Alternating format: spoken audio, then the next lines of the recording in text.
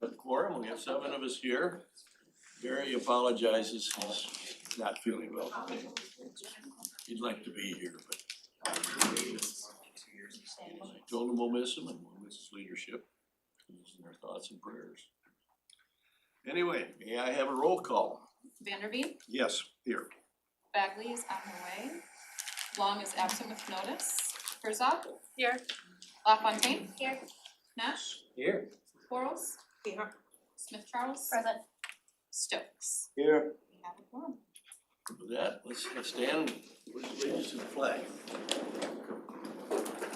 Allegiance to the flag of the United States of America and to the republic for which it stands, one nation, under God, indivisible, with liberty and justice for all.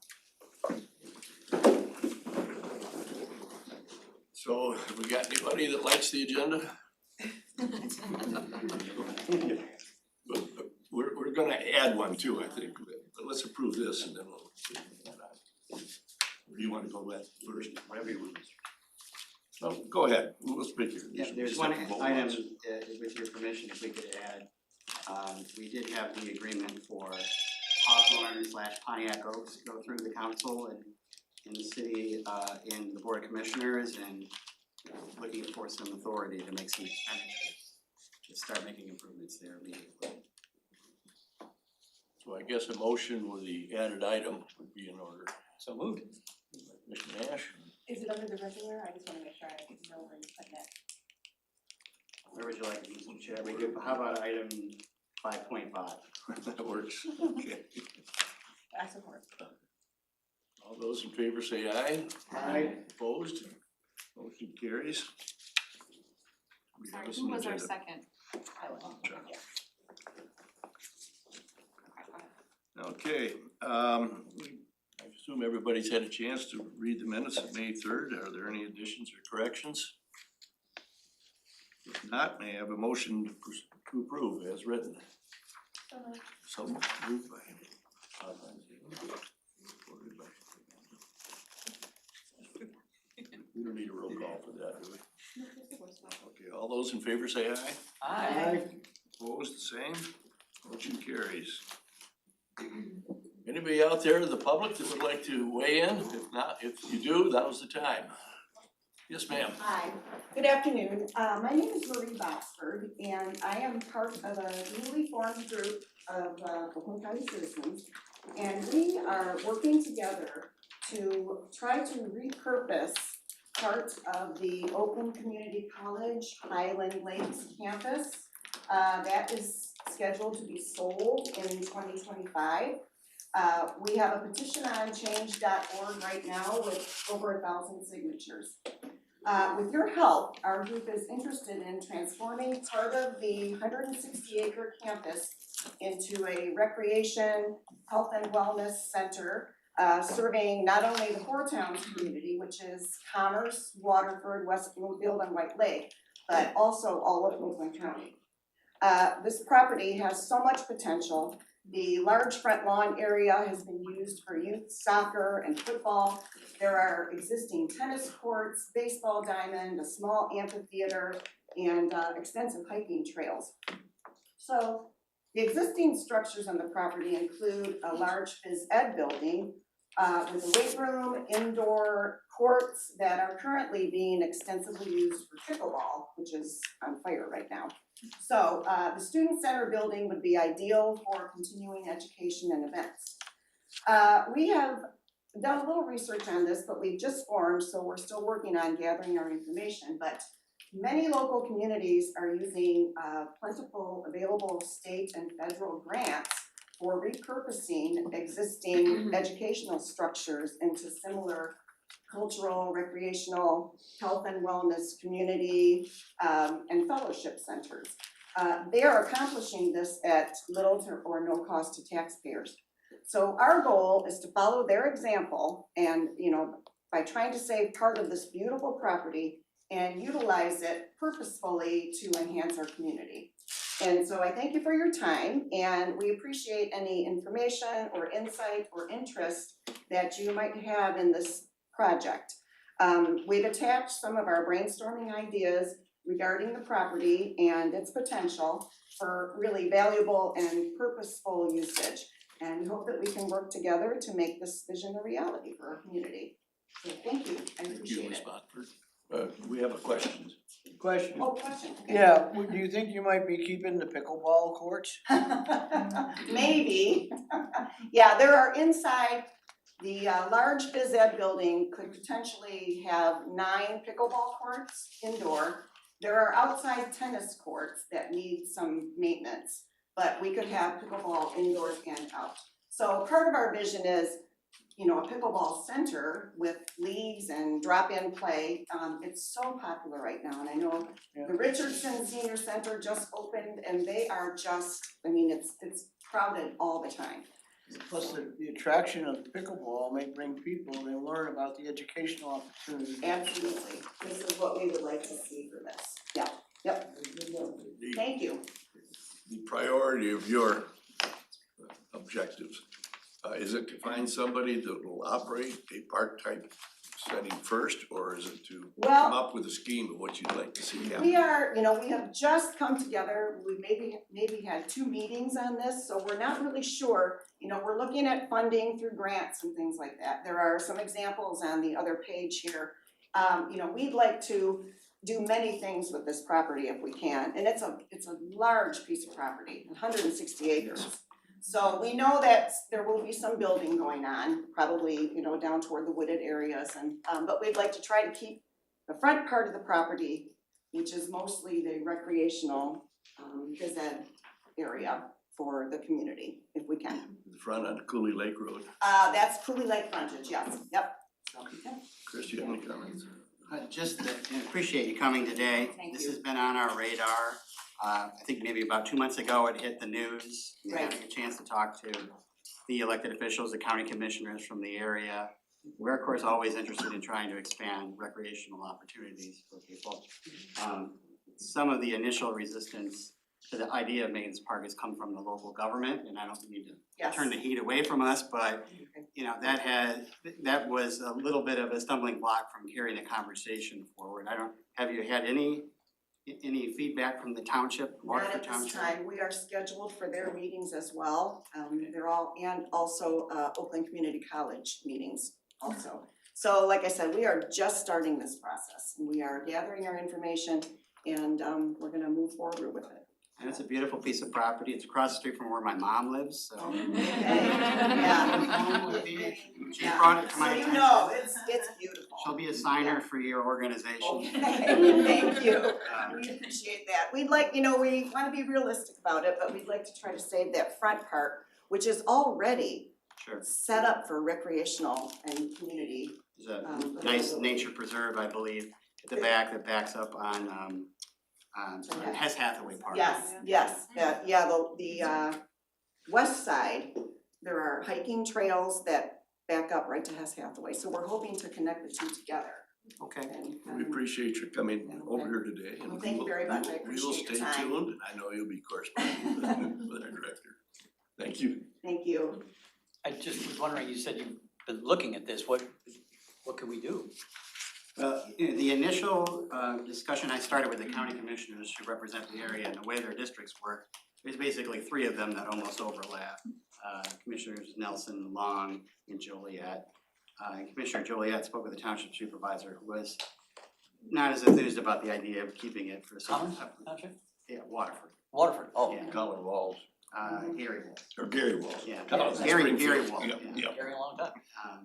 But I'd be happy to circle back with them to see if there's been any change, There's an Yeah, convene a opportunity meeting. there, I think we Yeah. should look into it.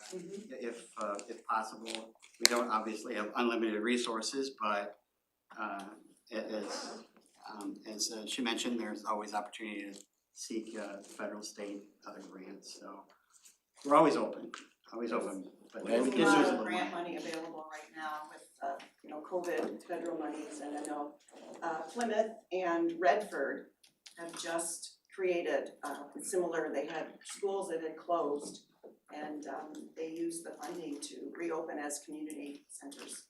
So that's what we're hoping to do.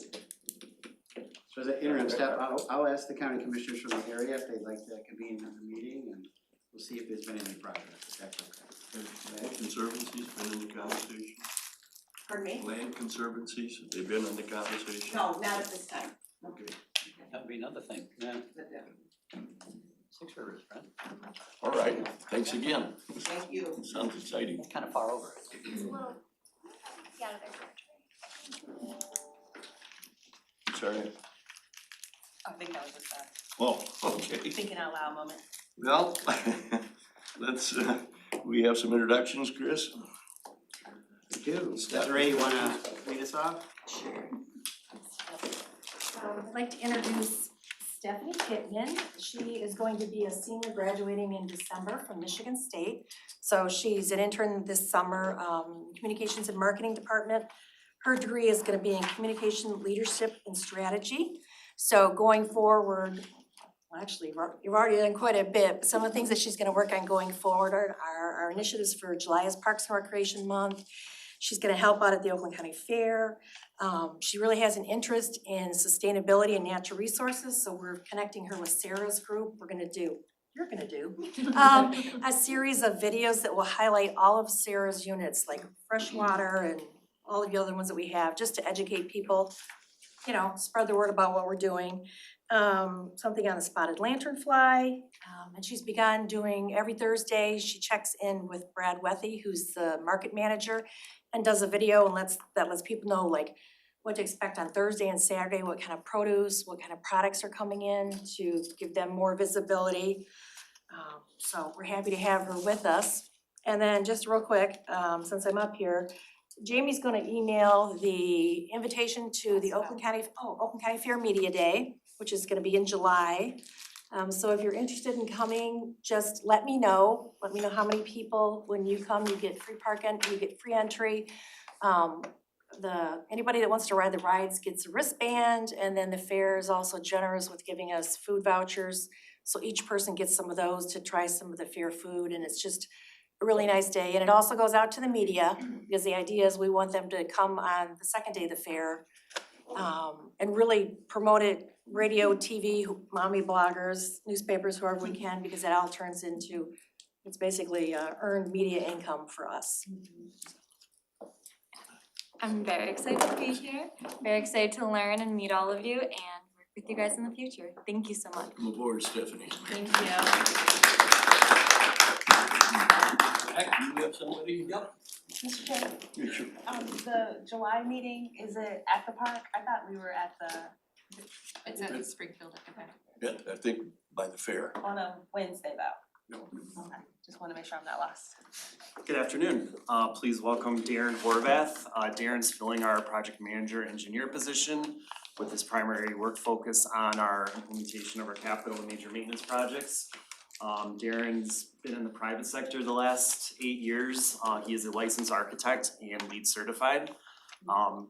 Exciting for us that Darren actually was an intern with us, 2014 and 15 in our design development group. So it's exciting that he has some familiarity with the park system already. So we're happy to have Darren on board. He started May 1st and he's hitting the ground running on several projects right now. So please welcome Darren. Thank you. Aaron, did you want to comment? Sure, yeah, no, I'm really excited to be back, it's been a long time coming, I always imagined coming back after, you know, getting my license and everything, so really excited to be back and I'll be at the next meeting for some parking lots and some playgrounds, so. Nice. There you go. I had a question for you. Is it Darren? Yes. So what will the lead aspect of your background be able to help us out around here with? Sure, yeah, so I've always been really interested in the sustainability side of architecture, especially because buildings and the built environment are so permanent to society in a way.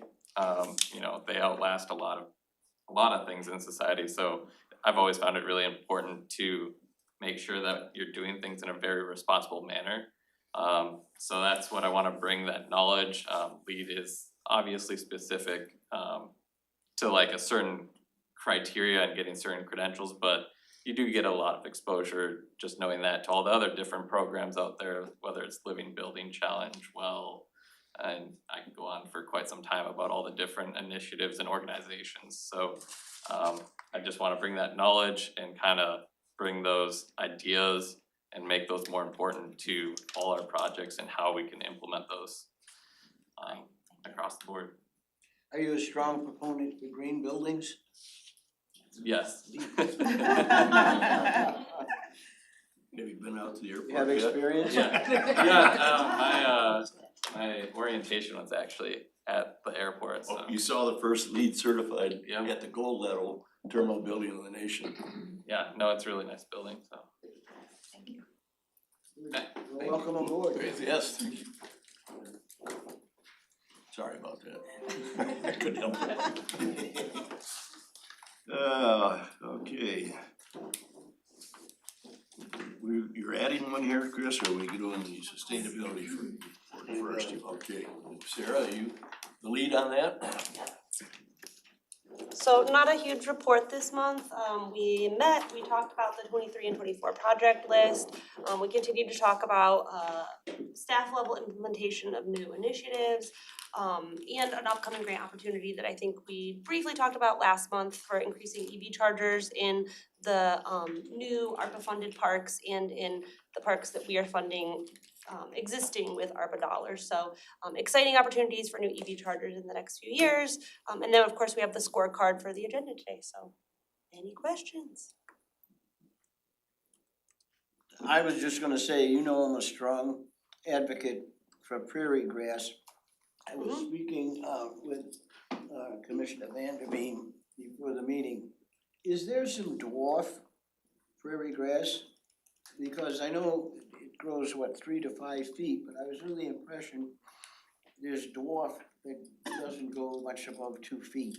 So you can design different prairie mixes essentially with different species. So like internally, we have 2 different seed mix. One would be like a tall grass prairie and one would be more like a short grass prairie mix. And it's just different species in each mix to try to control the height. So just choosing species that would have that shorter profile for areas where you would need more sight lines or where you would just want a shorter aesthetic.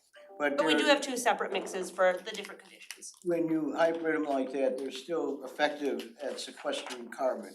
Yeah, so the species themselves are like choosing specific species is what helps with carbon sequestration. So neither mix is necessarily more better. Probably the tall grass would be maybe slightly better in some scenarios, but we're designing them as custom seed mixes, so we get to choose which species go in them. I think with the prairie grass, I'm encouraged to leave people alone when they want to buy gasoline fueled golf carts. As long as we have the prairie grass along the golf cart paths to absorb, to sequester the carbon, that'll keep me quiet for a little bit. Okay, great, we'll just keep doing more no-mow zones. We'll keep doing more no-mow zones, we'll keep doing restoration projects. And we did have our native plant giveaway this past weekend, which was very successful, so trying to encourage that in residents as well. Okay, while you're on a roll, first item. Yeah, our next agenda item. is the nature preserve policy. Yeah, so on our 5-year recreation master plan, one of our goals was to create a nature preserve designation, so that's what's in front of you today. Identifying specific areas of existing parks or whole parks that would become nature preserves.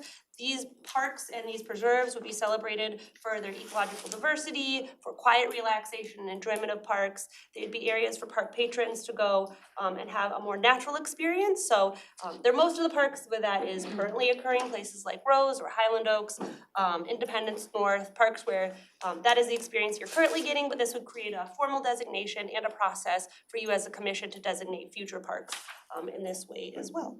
So what you have in front of you is both the policy and the recommendation to designate the 6 parks outlined as nature preserves. Question about Orient Oaks.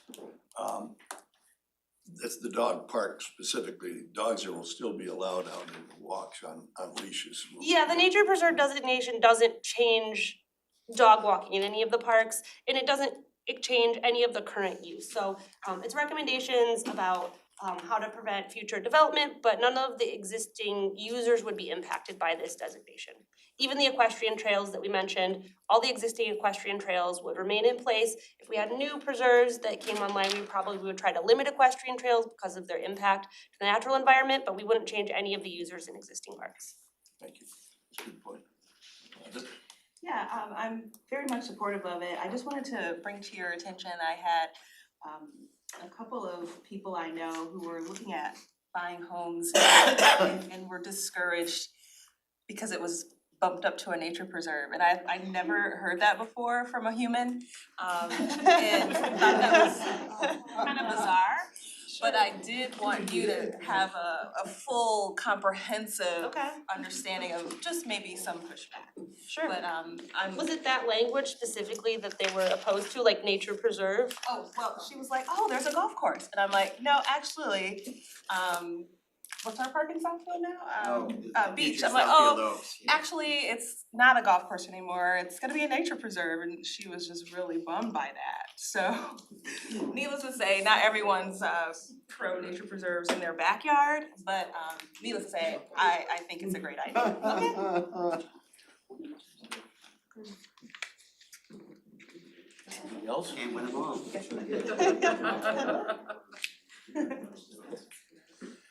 I'll take one. Okay. Thank you. I think there's no other questions. I would make the motion. Yeah, okay, we need a motion, I'm sorry, we need a motion. Supported, I think, by Nash over here. Okay, Bagley? Yes. Herzog? Yes. LaFontaine? Yes. Nash? Yes. Quarles? Yes. Smith Charles? Yes. Stokes? Yes. Vanderbeek? yes, Motion carries. Thank you. thank you. Mr. Director, I guess you're up. Okay. We need a motion first.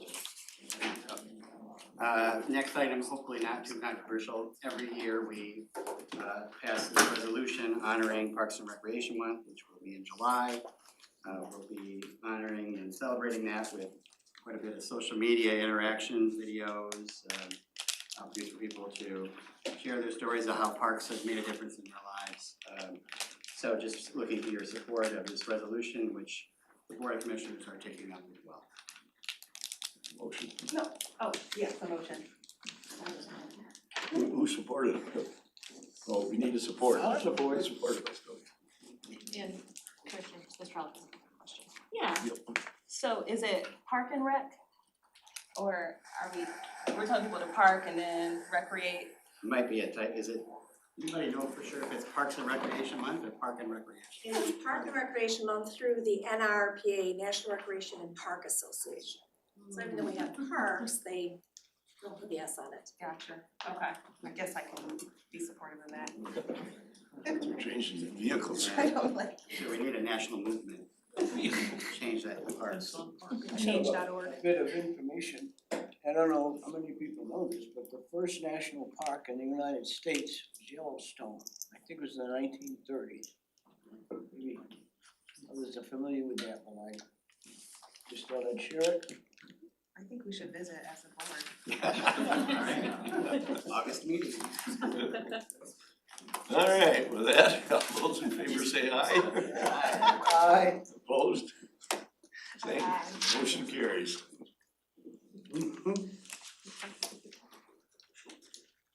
Item 3. Got agreement with, huh? Yeah. Next item, moving forward continuously on implementing our Healthy Communities ARPA program that was passed last October.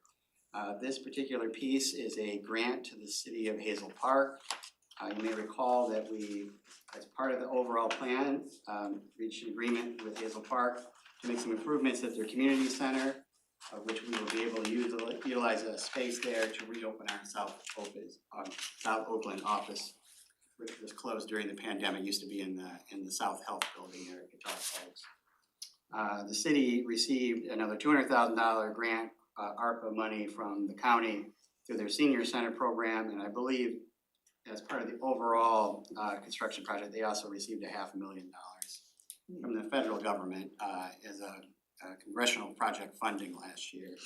So our part will be $300,000, which will be utilized to upgrade what's currently or had been the art room there, which we will be repurposing and making our South Oakland office space again. So I'm just looking for your support of this grant agreement, which will go over to the Board of Commissioners for final approval. and Elise will follow, formally laying out the terms for us to be a tenant there. Is there a motion for this, or do you wanna discuss it first? I'll move it. Moved by Charles, supported by Herzog. Now, there has to be some discussion on this. Yeah, so I think it's great and I wanna make sure I'm clear, it's for offices. Because at the risk of splitting hairs, just making sure, we've talked about indoor recreation around this table before. And I would hate for communities to miss out on getting help if they didn't know to ask.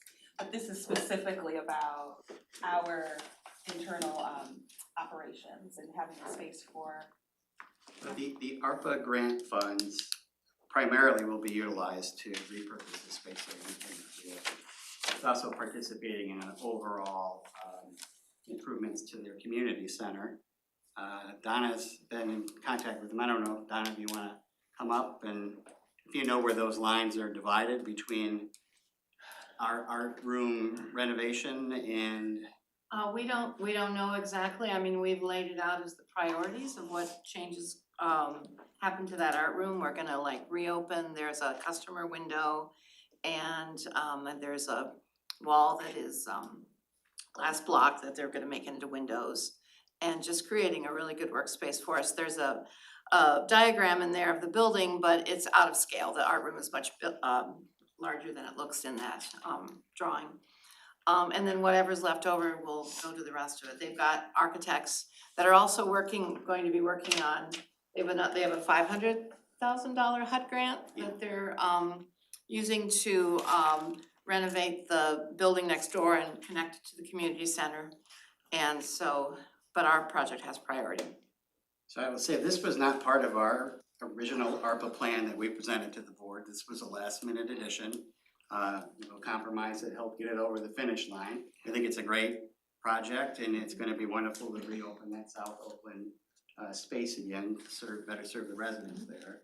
And they're real excited about having us there. But to answer your question, I don't know that we can say with 100% certainty that some of these dollars aren't gonna spill over into some indoor recreational community space. It's not that well defined. Yeah, and those are, improvements to make bathrooms accessible and doors accessible and, make the whole building better for the community. How many employees do we anticipate relocating down there? I think probably one full-time, and then, we're gonna make sure there's space for, 3 or 4 employees to work down there. So there should be a lot of work being done out of that office. We have an increased presence in the south Yeah. section. Yeah. Nancy? I'm sure it's in here, but when I was glancing over the lease last night, and was wondering who's picking the contractors to do the work? Is it? It's a grant to the city. We do, the actual lease between us and the city is sort of a contingency in this grant agreement. But this will be transferring the money to the city and that'll be their responsibility to select. It'll be their responsibility to select the contractor? Contractor, manage the project. One of the concerns I have is that I certainly like to see diversity in there since we are putting money in there. I know it may be a little late to add some type of language to that, cause I thought there was a section in here towards the end that spoke to outreach and ensuring that there's diversity. Now, I believe there are some requirements with the federal ARPA standards, and that is part of this, that they have to comply with all of those, that they must meet all those federal contracting standards. Okay. As well. Donna, I'm And looking at you. in their scope, we specifically addressed, DEI and how they were, addressing that in the grant scope that they put together for us. All right, thank you. Be happy to take it to Corp Council before it goes to the Board of Commissioners and see if there's anything additional that we can legally add to it. The city, I know, they've been so amenable and agreeable to work with. I'm sure that they would be willing to work with us on that. Okay, I would appreciate that, whatever effort we can make sure that Absolutely. the contractors diverse. Anything else? Not, or roll call would be in order here.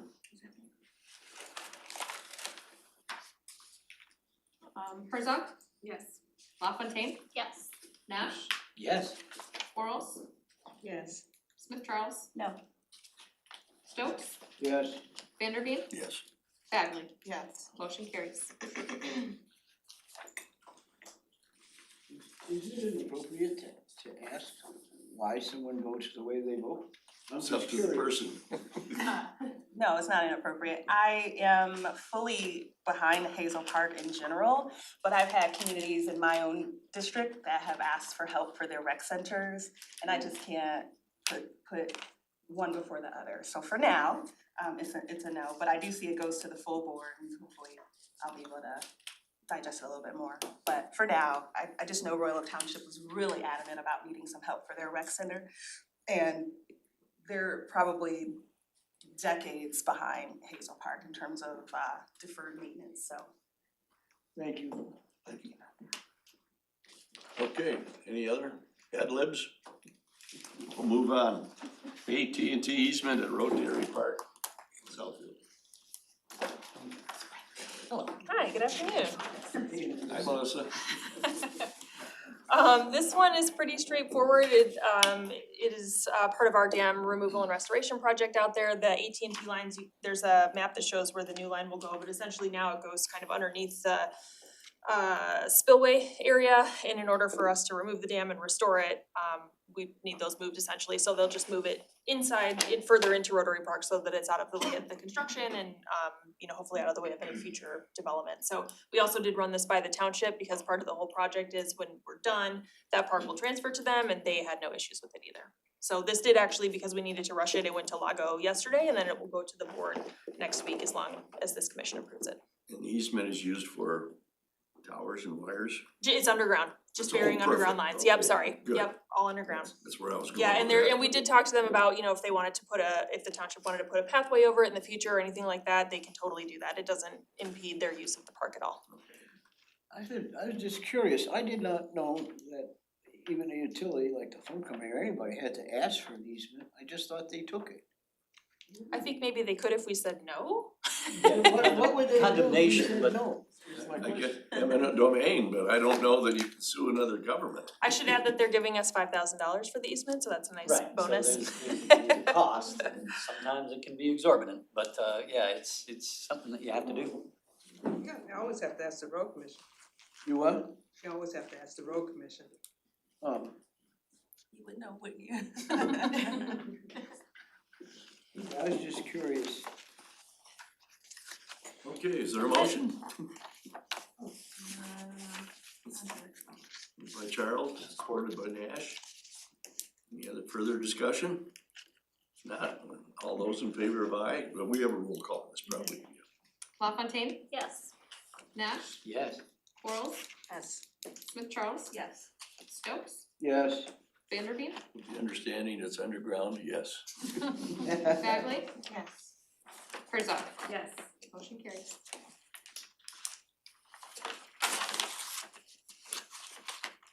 Okay, yeah, GM lease Holly Oaks, ORV Park, you're still here. I'm still here, yep. So this is actually, it's a new lease, but really it's the extension of the lease that they gave us 2 years ago for this truck. There's some photos of it on page 38, so you can see what it looks like and how we've kind of outfitted it. So what we did for the last 2 years is for the use of the truck for $0, we gave GM access to the park for 15 days, over the course of the year that they could use to come out and do, R&D, testing, customer events, whatever they wanna do. I know 15 days might sound like a lot per year, but the way this group works with us is that they typically call like the week before or the week of that they wanna come out. They do a lot of things kind of last minute like that, so they're typically coming out on days that we don't otherwise already have rented. So it's a nice, doesn't really cost us anything, we're not losing any real revenue, and we get this beautiful truck for 2 more years. So I think staff are talking about actually maybe making this into like the water truck for the site. We're always moving tanks in and out of trucks to try to get out and keep the dust under control out there, so this might be primarily used for that purpose. But it'll be another 2-year lease for the truck. I want a motion first before we discuss it. Sure. Motion, moved by Bagley, supported by Charles. What do we use the truck for? Right now, we use it for everything. I mean, it's a very nice truck. It can get to most places within the park, but our maintenance folks are using it. We definitely try to use that one if we're taking people on tours of the park, cause it is one of the nicer ones out there.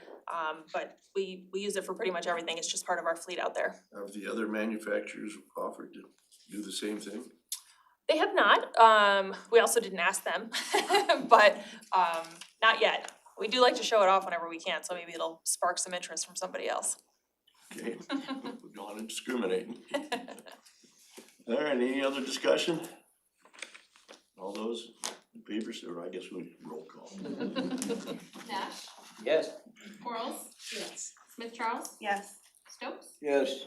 Vanderbeek, Yes. Bagley, Yes. Herzog. Yes. LaFontaine. Yes. Motion carries.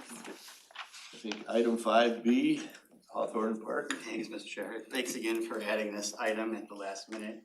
As I mentioned in the beginning of the meeting, we passed a very major milestone with the approval of our interlocal agreement that will allow us to take on the management of Hawthorne Park in the city of Pontiac, which will eventually become Pontiac Oaks and the newest member of our Oakland County Park System. An exciting step forward for us. The way the transition period is laid out in the agreement, one of the first things that will happen on July 1st at their request, we're gonna take over lawn maintenance. But officially, the handover from a legal sense will be on October 1st, the beginning of our fiscal year. What we're seeking with this motion here is to get authority to begin to make some immediate improvements to the most pressing high priority condition issues there. And I could say, having been at the council meeting, how meaningful this is going to be for the city. And hearing about the city council members who personally come out on a weekly basis and clean up parks, and one of them goes on a nightly basis, unlocks or locks up the park and unlocks it in the morning at other city parks. For us to come in and be able to show that we're making a difference immediately, show good faith to the residents and the council, and show what we can do. So, there are a few issues there that really do need immediate attention. The restroom facilities have locked up and closed down for a long period of time. The fishing dock is starting to deteriorate. And then there are just some general amenities that really could use attention, and the natural features as well. So to the extent that we have capacity and ability to start to address those things and get the conditions there turned around immediately, if we have your support, we would like to be able to do so. We have money set aside in the ARPA funds that were appropriated by the board. So we're seeking your approval to expend up to $250,000 from our ARPA Healthy Communities funds to address these issues, and we'll provide regular updates to you on what's going on in the status. City is aboard with the. City is aboard, but per the terms of the contract, we will have to, have their authorization approval for any capital improvement projects. Quarles. I'm certainly supportive of this, having spent some time with a number of the commissioners in this area, or I should say in this park. Is the city putting up any funds? Not in terms of our ARPA plan that went through, really their contribution is the value of this agreement. And they are receiving grant funds, which you approved at your last meeting, that they're gonna utilize to reopen Crystal Lake Park, which has been closed for a number of years. Jim, did you want? Yeah, a couple of things. So that dock is literally dangerous, and so that'll be one of the first things we do, cause that's. Top of the line, yeah. People wanted to use that dock, but they're afraid of it, so It's a thrill ride right now, yeah. Yeah, so you look at it and you get splinters, so that's good. How about invasives there? That's a massive amount of invasives. Is that part of our plan, or? It's part of our, so we haven't had a chance to put together the whole solid plan for the park, and that is something we'll be bringing back to you and running through the city, the capital improvement plan for the park. This is just sort of a stopgap measure. I do know Sarah and her team have looked at those issues as well and want to start tackling them as soon as possible. And we've talked about stump grinding and kind of thing there. Sarah, I don't know if you want to speak to that at all. Yes, we definitely want to do vegetation and cattail control along the the water's edge. There's still a lot of fragmiting. Yes, for It sure. got to the point where it was closed between the two parts of the lake, and is that Yeah, and there's open not now, even or- fishing access, I think it's some of that. It is open, okay, cause that was a few years ago, but. Yeah, but I think the entry point where you're talking about, like on the north side of the lake closes in at some point during the summer when the phragmites get too dense, so we definitely wanna Open make up, sure we that just there's. close later. Well, no, I think the part that you were talking about is, but I think we definitely wanna make sure that recreational access, and we just wanna start large scale invasive removal, and this will help us start the season so that we can get a head start before the docks go in or other infrastructure go in. Good, that's terrific, it's a beautiful park, we've done cleanups there every year for a long time now, so it's good. Take it, continue, please. We've had, I think, already 2 days that we've gone out to do cleanups and filled up dumpsters and taken out bathtubs and all kinds of things. Congratulations on the naming of the park. Well, and our It was work, I chairman, know. McGilvery leaned in on the naming there, to the members of the board. Anything else? Not, call the roll. I'll need a motion. Oh, you need a motion, okay, I thought, Charles and Nash. Quarles, Yes. Smith Charles, Yes. Stokes, Yes. Vanderveen, Yes. Bagley, Yes. Herzog, Yes. LaFontaine, Yes. Nash. Yes. Motion carries. And now the biggie. Okay, I'm gonna move back here so I'm closer to the door. All right, Mr. Chair and members, appreciate opportunity to bring before you our proposed budget for FY '24, and per the county's policy, it's a 3-year rolling budget, so there are projections for FYs '25 and '26. And apologize for the lateness of this coming to you. There's been kind of an overall county government struggle as we've changed over to a new financial management system. Had some changeover in personnel, had extraordinary effort from our team, and Aaron, staff especially, and Kevin, last name Sion, I'm gonna get it right. Who stepped into Jeff Phelps' shoes in the last 2 months and has really put an extraordinary amount of effort. And I also want to acknowledge our chair who caught a discrepancy right off, so I know he's reading his packet. The chart has a transcription error, so the actual numbers can be found in the narrative in the beginning, and they match up, the revenue match up, so we'll make that correction. So with that, I want to thank the whole team, and all of this work began pretty much with the adoption of the last budget. We start all over again with planning, and we start working with our folks on the front lines and get their ideas, suggestions, filter through that, cost everything out, and prioritize to bring this proposal to you. So our timeline is this, what's before you today is to essentially approve the FY '24 operating budget to projected budgets for '25 and '26, and the '24 capital improvement and equipment plans, because the county executive has a statutory deadline to deliver a budget on July 1st. So this comes from you to them to be incorporated in the budget that's prepared to the Board of Commissioners. And then in September, you will approve a final approval of the budget plan and appropriate the funding and the equipment and improvement plan. And we'll also be presenting a 5-year forecast for the capital assets and equipment. And we'll have a few items in terms of fiscal policy for you to consider at that time as well. Just a few highlights.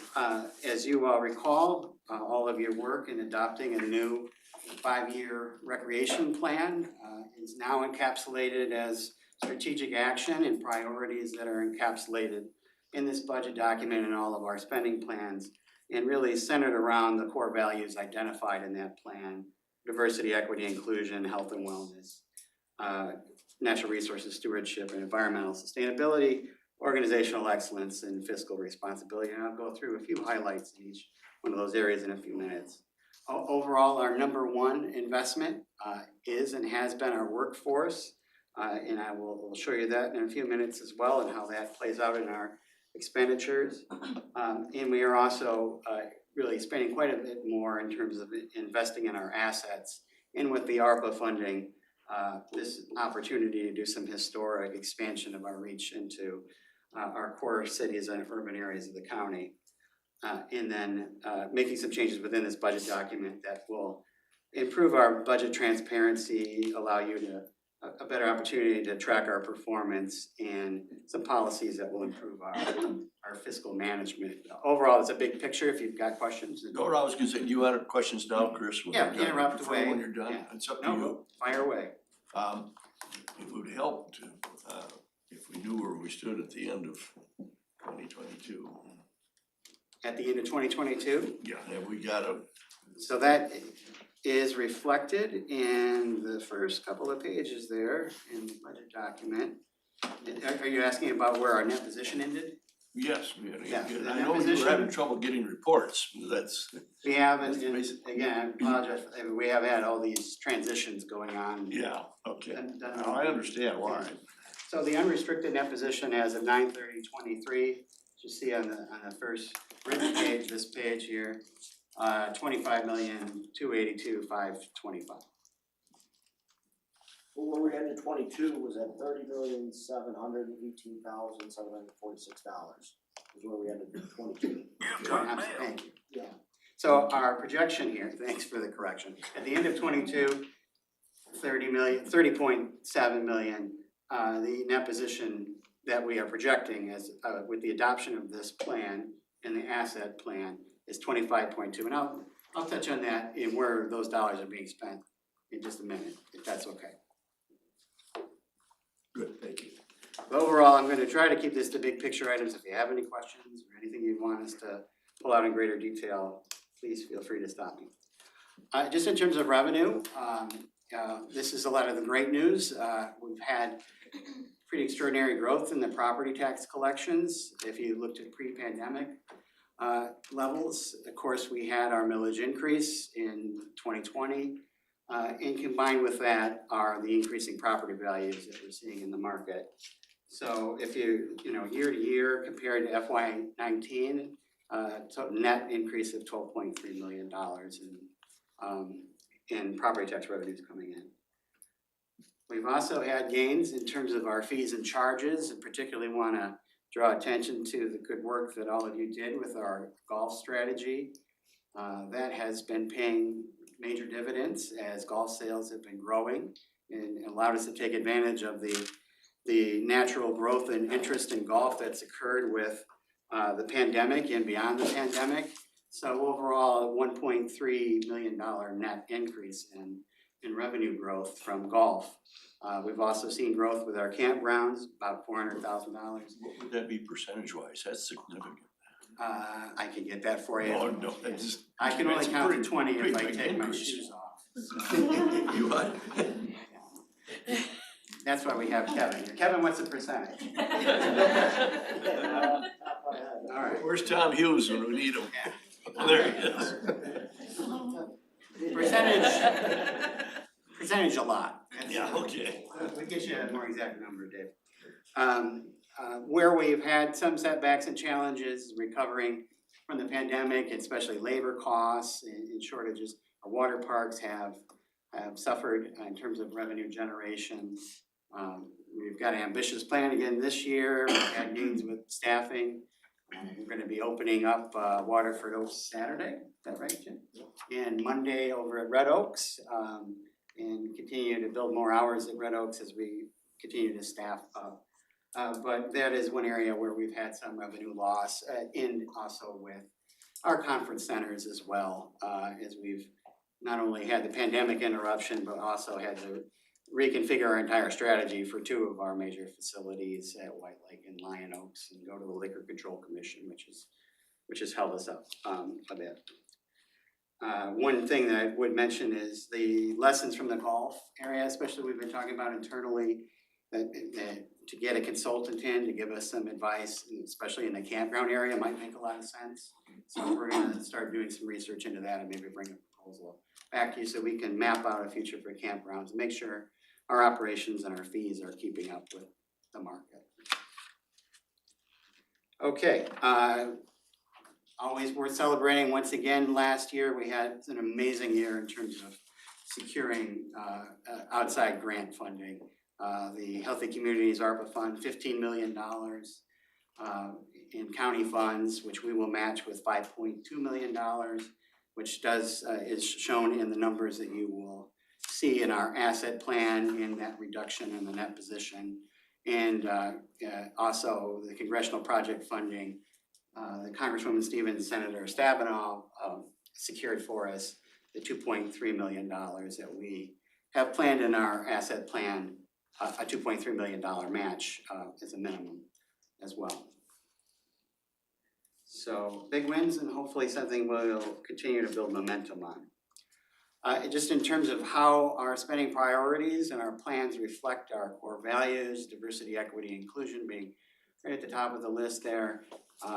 It's worthy of noting all of those ARPA plans put together. This is a historic, largest expansion of our park system and our partnerships with local communities and urban areas in our Oakland County Parks history. Lots of exciting things going on there, lots of work yet to be done. Your approval of the funding for Pontiac Oaks, future Pontiac Oaks, Hawthorne Park is an example of how we're getting to work to make that happen. Last year, we launched some free swimming lessons, and this year we're building on that, and we're adding triple the capacity, if not a little bit more, if we can get the swimming instructors. Free lessons, especially targeted to youth in the city of Pontiac, and we'll continue to work on building that. And we've got also some exciting plans to work with local groups, underrepresented organizations and populations to do more special events in our parks and see where we can reach more people and welcome more people to participate in our park system and our programs. In terms of health and wellness, all of the facilities that we are putting together as part of our plans to implement the ARPA funding are really centered around health and wellness. And while many of those are still a work in progress, that is it's very much built into the capital plan that's kind of before you today. We had our first ever Restore in the Outdoors event in the beginning of May around mental health awareness and physical fitness. I think one's a day and one's a month. And we're gonna build on the success of that and continue that into the future. And we always have some wonderful special fitness programming going on for people of all abilities. Note later in the agenda, I'm celebrating an award we got from the National Association of Counties for our Disability Dirt Days. We have great adaptive kayaking, yoga, guided meditations, trail walking, all kinds of things going on all the time, and we're just gonna continue to build on that success and do more. And the Farmers Market Modernization Project's another example of how we're gonna be able to do more to support nutrition, health and wellness activities in the future. Environmental sustainability, which I know is really very important to all of you. We have some things in here that I just wanna highlight. There's funding to participate in the county's overall game plan for electric vehicle charging stations. If you have questions on that, I've got to phone a friend, Sarah, right behind me. We also have built in some funding to pursue alternative energy options at some of our buildings, I think specifically solar, and money for design for that. All of our equipment that are before you, wherever there are any options that are alternative, green, electric, we're gonna bid all of those out. Tom and Donna are gonna go through that in a little bit, but we're gonna bid them all out and present them to you and give you some options, some informed decisions to make in terms of when we implement our capital equipment plan. We have some plans ahead to increase funding for stormwater infrastructure improvements, and there are a lot of federal dollars on the table due to the Federal Inflation Reduction Act, and we are gonna aggressively participate in seeking those out and pulling down as many of those dollars as possible. And then, of course, organizational excellence. We are doing more than ever in terms of supporting our local communities. I think over the last 2 years, a little over $1.8 million has been appropriated for capital improvement grants for park and trail improvements. We'll be bringing in July this year's list that our planning team have been reviewing. We have award-winning programs and facilities. Last year, we had celebrated Lion Oaks being in the top 10 list of public golf courses, and I think the only one that's publicly managed by a government entity. And as I mentioned, our Disability Dirt Day is just given an award, and I think every month we are able to bring to you some list of awards or recognitions of our staff, of our facilities, and so very proud of them. We're making improvements in terms of our cost recovery objectives. Golf, as I mentioned before, we are really meeting our goals there of bringing enough income to cover operations and make investments back into the facilities. Big gains with the ORV parks and some other areas where we have challenges yet to meet. And then in fiscal transparency and responsibility, as I mentioned in the beginning, there are some changes in the budget structure that should help with following all of our performance. Oh, and I also want to mention in terms of support for local communities, mobile recreation, I believe, Brandy, you can correct me if I'm wrong, I think you gave me a list of about 860 so special events. Brandy's, there you are. And serving over 350,000 people. Special events, mobile rec visits during the last fiscal year. So we are doing a lot. So our number one investment and the number one area of growth in our budget, you can see here in this chart, comparing FY20 to the proposed budget, a fairly substantial growth in terms of salary expenditure. And the drivers behind that, there are those that are mandatory, it's out of our control, and those that are discretionary. As the county has adjusted its compensation and attempted to keep up with all those inflationary pressures over this last 5-6 year period, the cumulative effect of both our compensation study and our annual salary adjustments is more than a 15% general salary adjustments. The number one single contributing factor to the growth in salaries there. Also, under our county's merit system, employees have the ability and right to seek out reclassifications and salary grade adjustments to ensure that they're being paid appropriately for the work they're doing. And in the union contract terms, some of our workforce is unionized, and those contracts are negotiated on the administration side, and it's our responsibility to implement. On the discretionary side, we certainly have spent more money on incentives to attract seasonal staff, which have had really positive effects and have restored our ability to operate many of the programs, eliminate reduced hours, bring Waterford Oaks Water Park back online. But all of those incentives do come with a cost. And we've had some new positions. We've had, frankly, some chronic understaffing at Oakland County Parks for many years.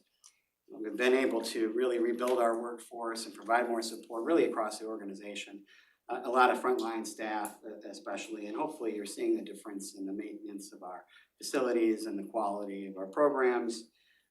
And you've seen as we introduce new folks here every month, we've been able to attract some really talented folks that are adding to our organization as well as retain our wonderful team. And then the other discretionary factor is our recruitment levels. We're in the past, maybe we've had lower expenditure.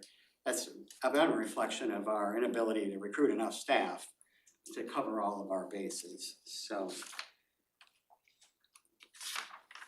in terms of capital asset investment, you see at a low point here, pre-pandemic, pre the millage increase, the amount of funding that we were able to dedicate towards capital improvements, maintenance of our assets and facilities, purchase of equipment, natural resources, maintenance was a little more than $2 million. With the growth that's been allotted, available to us due to the millage, you can see it steadily increased as we were beginning to deal with a really strong backlog of maintenance needs at our facilities, and then taking advantage of these large grant opportunities. So this next fiscal year, you will see the $5.2 million match requirement that was part of our ARPA plan, was part of our commitment to pull down the $15 million from the county. And so that is, and it's a pretty strong area of growth. And I think we're making quite a lot of progress in terms of dealing with all those deferred projects. Donna's gonna go through the list in more detail, as is Tom, in terms of our list of targeted projects and equipment. And just, I'll say it one last time, it's been a historic opportunity for us to expand our reach in urban areas, and we'll be welcoming in Pontiac Oaks. We're working through the final agreements with Oak Park, Southfield, Madison Heights, and you saw the one from Hazel Park earlier for our South Oakland office. We'll be able to make some major improvements at Catalpa, Lyon, Red, and Waterford Oaks. And then we're also administering grant funding for Southfield, Pontiac, Oak Park, Royal Oak Township, and Hazel Park. So big steps forward for us in our urban core population centers. And I want to just give you a kind of a long year fiscal trend that looks back as well as to where we're going, just to give you an idea of where we've been and where we're going. And one thing I guess I want to point out is starting in FY '24 through FY '19, until that millage passed, Oakland County Parks was operating on a deficit every year and pulling down money from our net position, from our savings, in order to make the bills get paid and continue operations. So the millage really did come through in a big way to not only help us move forward, but to get us out of some fiscal dire straits there. So, revenues have grown substantially. You see the blue line on the top there. Expenditures are beginning to creep up a bit to match, and then the net position grew quite a bit in the first couple of years of the decade. And then as we're making this major urban investment with ARPA, especially, you're seeing that draw down a bit. Yeah, Dave. How would ARPA affect it? Well, so we made an agreement to commit $5.2 million from our funds to pull down the $15 million Oh, okay, it's our from match. county ARPA money. Okay. So this is the payment, so to speak, for the gains that we're making with ARPA. Just a quick conversation about the millage, because while it's been a great deal of help, we've reached a point in time where we're going to be quickly coming to a point where expenses are gonna start to catch up to revenues. And as I pointed out, you did have that period of time there where we had many years of deficit operations and budget was either frozen or reduced. And then that led to a lack of investment in our facilities that created quite a backlog. And so the millage, while a huge help, in many ways is sort of helping us catch up. And as we're doing that with our asset spending. And it also came with some commitments that we've been fulfilling in terms of increased expenditure, decreased revenue. We provide free vehicle permits for seniors, veterans, people with disabilities. If I'm forgetting a group, I think that active duty military, I think is as well. And then the increased expenditure, we've made commitments to support local park improvements and trails, and expanded our invasive species footprint as well, doing community projects to support local needs. And I'm trying to think if there's anything else that I'm forgetting in terms of those millage improvements. At any rate, they did come with some strings attached. And then, as I pointed out, our surpluses are beginning to decrease due to inflationary pressures on our expenditures, wages, and then those backed up asset needs. So just to point out, our millage, although there was an increase in 2020, it passed by, I believe, almost exactly down to 0.1%, the same percentage it passed at its previous level. And just looking at all of the countywide millages that have been on the ballot, it's the most popular of all of them, slightly running ahead of the DIA. So we're even more popular than Van Gogh. And looking at other comparable county recreation agencies, Genesee, Ingham County, while we did have an increase, we're still quite a bit behind where some of the other comparable agencies are. It's worthy of discussion and investigation of the potential of, seeking out the interest and support of the board and the county executive. If a further enhancement would be possible and a ballot question in the future, which will allow us to continue to do more and more and have the resources that match the ambitions that we have. And of course, millage isn't the only option. There are other strategies and paths that will follow. And we've had success with finding great cost sharing and revenue enhancing partnerships. ORV Park is a great example of this, where we've entered into that partnership with the DNR. They're helping to share the costs for capital investments, any losses or gains that we have there, we share with them as well, and they do cross promotion of the ORV Park. We've had successes with the BMX Association taking on a larger role in operating the BMX. So we want to build on that success and do more. And then, of course, seeking out external financial assistance. Great gains with securing grants, so we're just gonna build on that and do more. We'd like to do more with corporations and nonprofit organizational sponsorships. Rebuild the Oakland Parks Foundation to welcome in more philanthropic and endowment giving.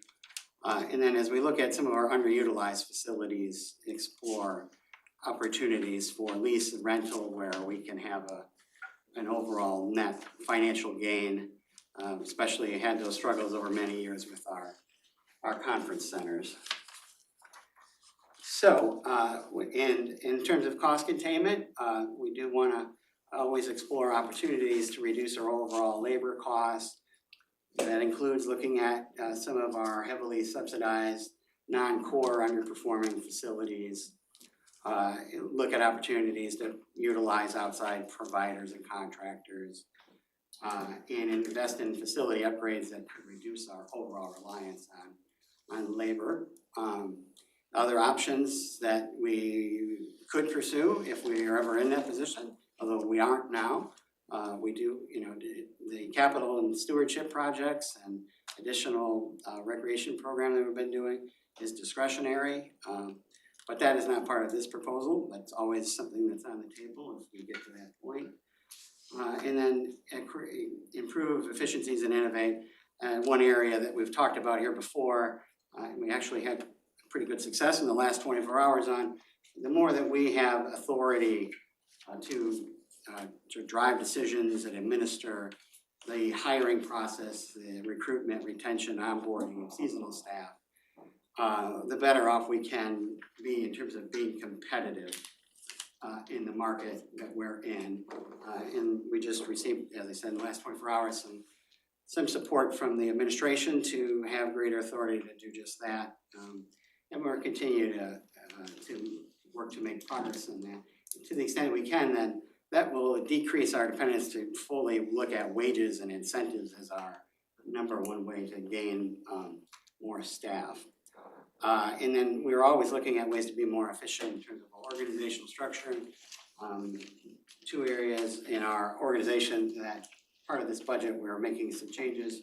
We're going to be consolidating nature education within our natural resources management team, and so they can work collaboratively towards those goals of environmental sustainability and improving overall awareness of our natural environment. And our adaptive active adult area is folding in with our ADA team under planning as well. And so being focused on those missions and those core values that were part of the master plan, and being more efficient and operating more effectively is a part of what we are. So I'm just wrapping up here a bit, and then I'm going to turn it over to Donna. As I mentioned at the beginning, we've had some challenges as the county's made financial transitions.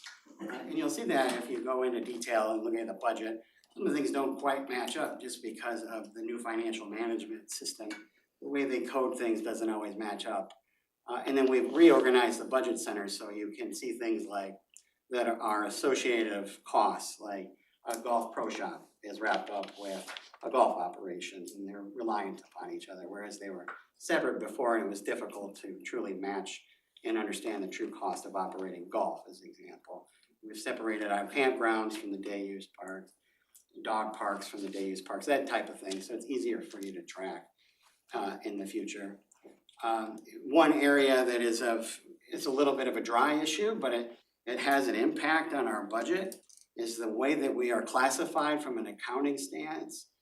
We are classified as an enterprise fund, which is typically meant for something like, our Water Resource Commissioner knows them all too well, something like a sewer and water fund that is supposed to be fully self-supporting.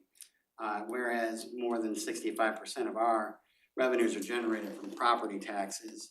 So we entered into a contract with Plant Moran earlier this year. They've been working with us on providing some advice on our fiscal policy. They're recommending that we work with the county to transition over to what's called a special revenue fund. And what the result of that is what's shown in your budget right now is depreciation, which is actually not a cash expense.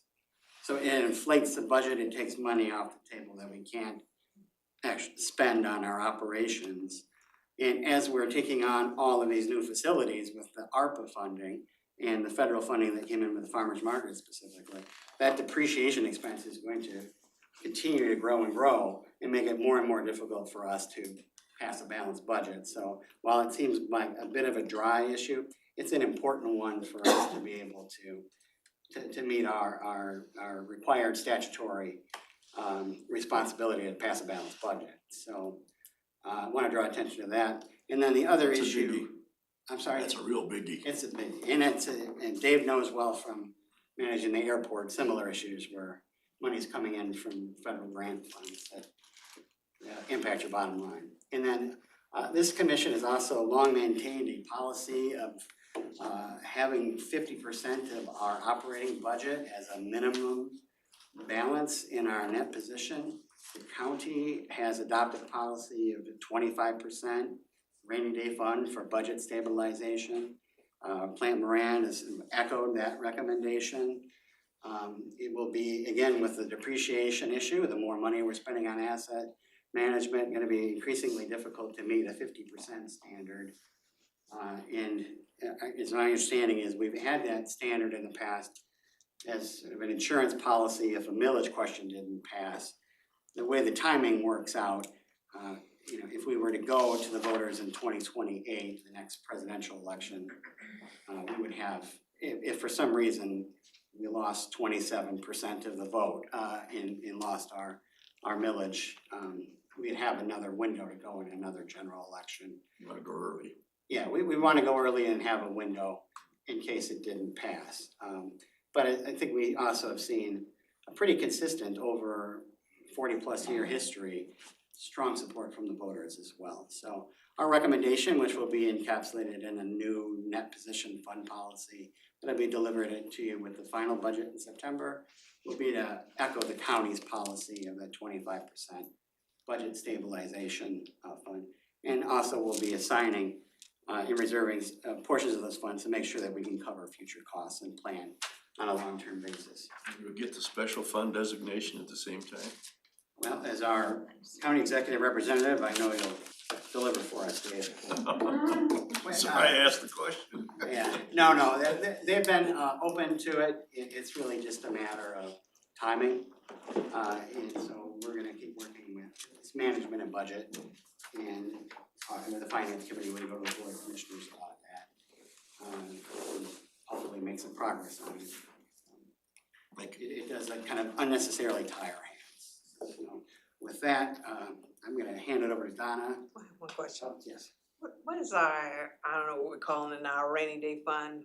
Is there a certain percentage that we need to keep in that? Well, it's 50% now we're gonna recommend 25% to copy with the county policy as well. Donna, you wanna come up and show them all the good stuff we got planned?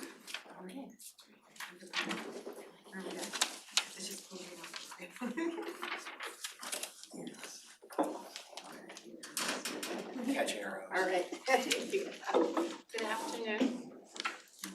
Let's see if I can push the right button. Alright, I'm gonna do an overview. Should I wait for folks to get back? Alright, I'm gonna do an overview of the planning process for the asset management plans. And then Zach and Sarah and Tom are available to answer questions about the individual plans. So looking overall, we passed our 5-year Parks and Recreation Master Plan this year. And that established our mission, vision, and core values and some detailed park action plans for each one. We have an annual process that we are going through, starting with the rec plan. In October, we're gonna start going through those park action plans again and updating it. And those are going to be, that is the resource for, generating those future years of our asset management plans. As we look at those needs that come out, we're evaluating impacts on our core values, the 4 core values, DEI, and health and wellness, and environmental sustainability, natural resources stewardship, and organizational excellence and fiscal responsibility. And then we're evaluating impacts on our facility and operations. And then we're where we are today, bringing you the preliminary project list for approval. And then that's gonna come back to you in September for budget approval. And then from there, individually moving on to project design and implementation. And then we're working on a process to evaluate, we're anticipating those core value impacts and those facility impacts. We want to be able to come back with what are the project outcomes from each of those projects.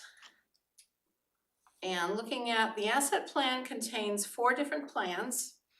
The capital improvement program and the capital equipment plan, both of which are funded out of net position. The maintenance management plan is actually funded out of the operating budget. So when you approve the operating budget, you're approving the amount for the maintenance management plan. But we developed the detail for that plan. What are the projects we're planning to do and the programs? And then the same with the natural resources management plan. That's funded out of the general program administration line item with natural resources.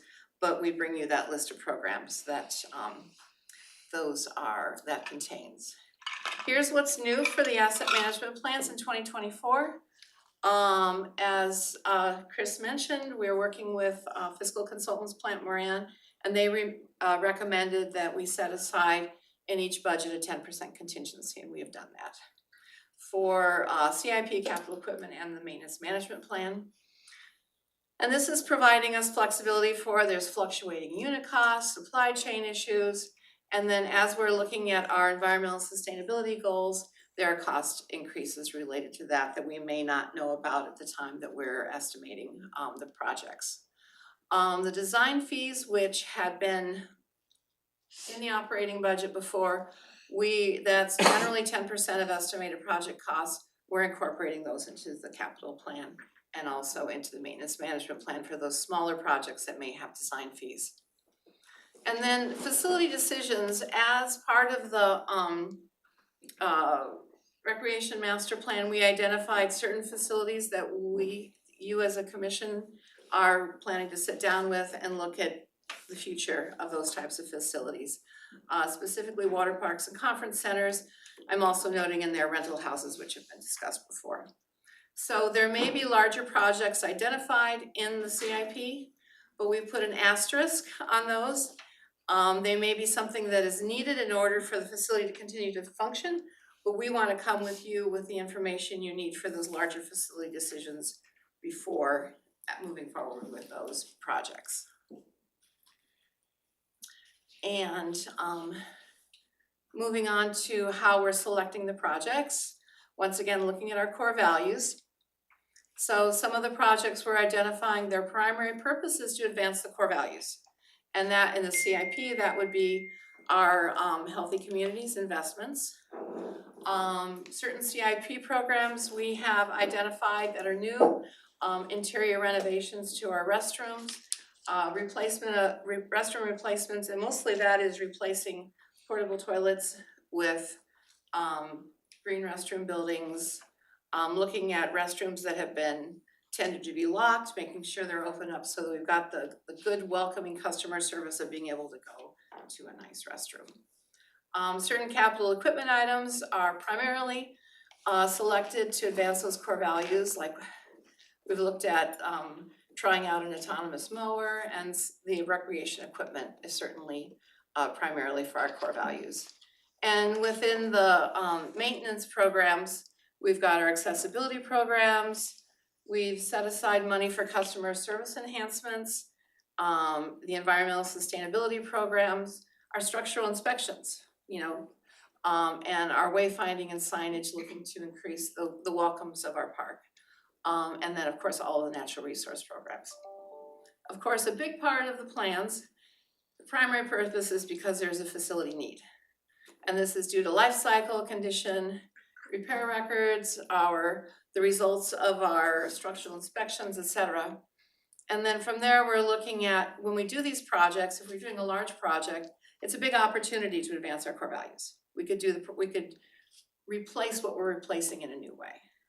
Some things that we have a very minimal opportunity. There's a hole in the fence, you fix the hole in the fence. You're not going to advance the core values, but you need to do it. And then I did a little bit of math here and looked at how the percentages of the 4 plans sort of plays out when these are estimates, with the capital improvement program looking at 10% of the total for contingency, and then 59% with the primary purpose being to advance core values. Big part of that is the 5.2 million for the Healthy Communities projects, and then the rest of it fairly evenly divided between the facility need, where we have a strong opportunity and a minimal opportunity for advancing those core values. We'll always look for those opportunities, but sometimes they're not always there. And then within the capital equipment plan, looking at our 10% contingency, the 5% that we already identified for primarily to advance the core values. And as Tom will go into detail, we're still in the process of identifying what is actually available that, like conversion from gas to electric, et cetera. And in the maintenance management plan, we've got those programs that are designed to advance the core values. So we would say about 50% is primarily to advance the core values, and then the rest addressing needs and finding those opportunities where we can. And natural resources is all about our core values. So with that, is there any questions you have for me? That was our process for getting to this point. Zach is available if you have any questions about the capital improvement plan program or the maintenance Do management. you wanna make a short presentation, Zach, or are you all set? I mean, tell me what you want me to do. We're going just fine. I don't wanna deny you an opportunity if you.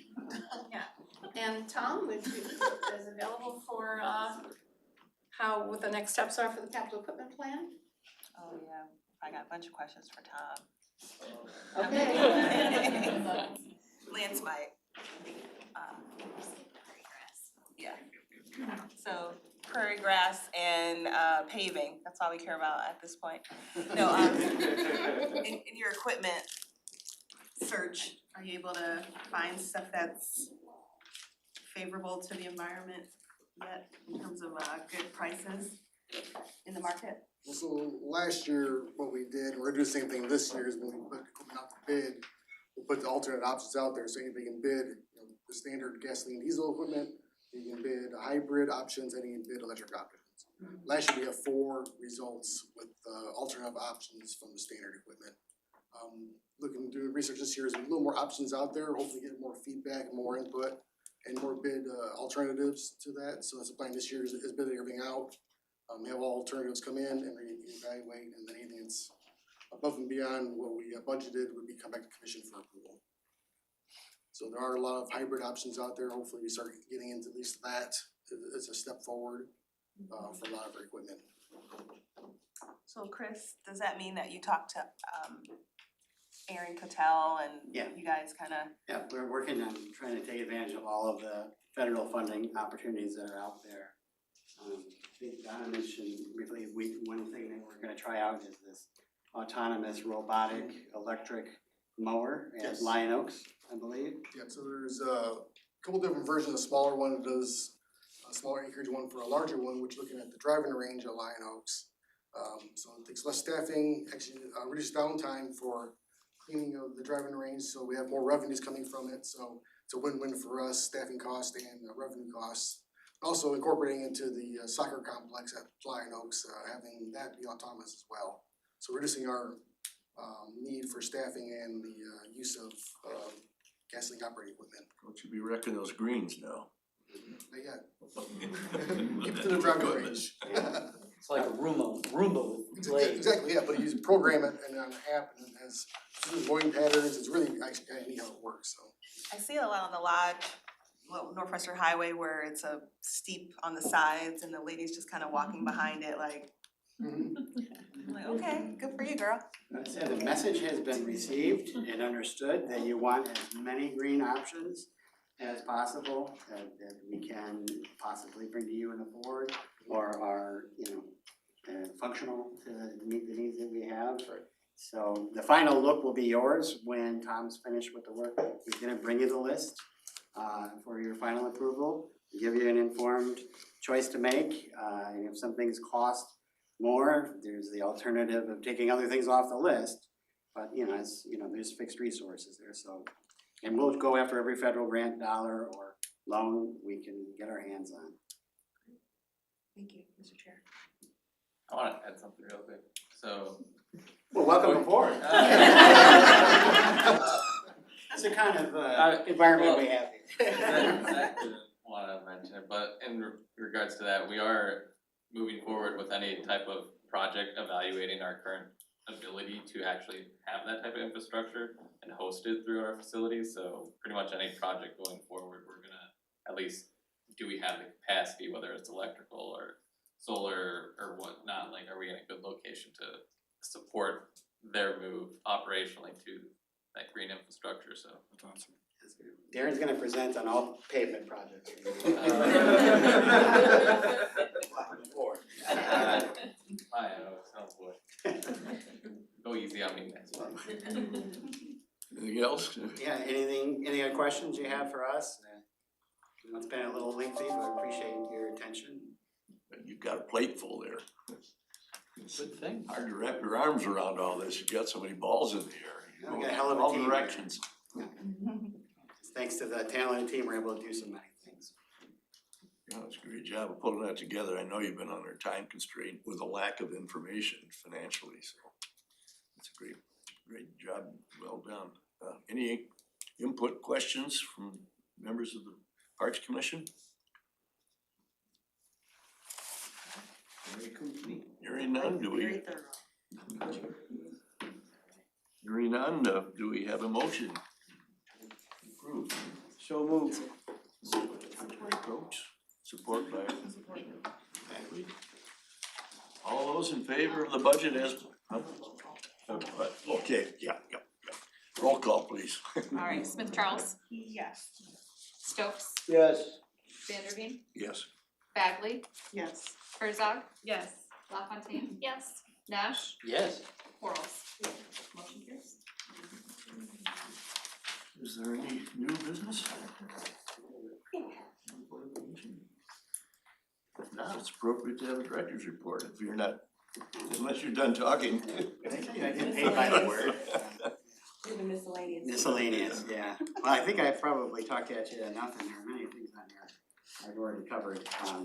The only one I think I didn't cover is our Mill Pond Dam application, which we had hoped to pull down $1 million for, but unfortunately wasn't selected, so I need some good news to make up for that deflating moment. So, at any rate, we do celebrate a NACO award for the Disability Dirt Days, that phenomenal program we run on. And the Industry Day that we held a couple of weeks ago at the ORV Park with folks from the defense industry and other manufacturing. I know you were there, Dave.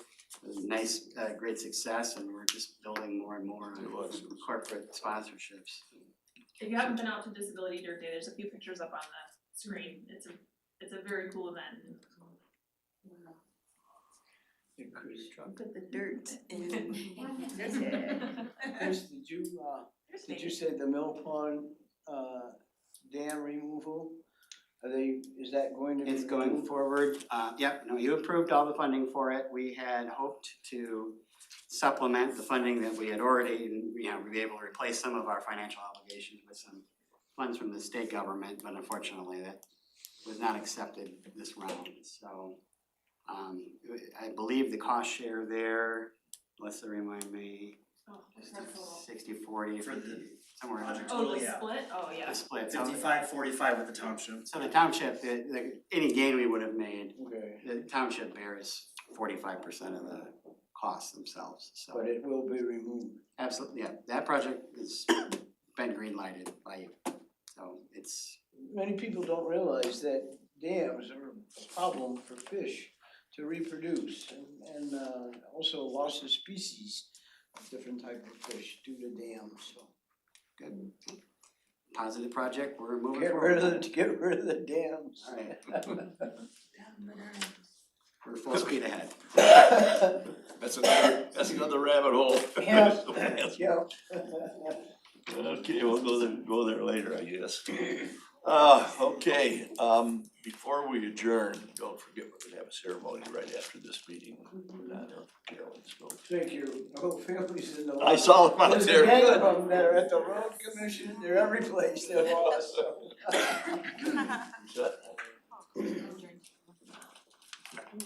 Alright, in that case, the meeting is now adjourned to reassemble outside. Yes.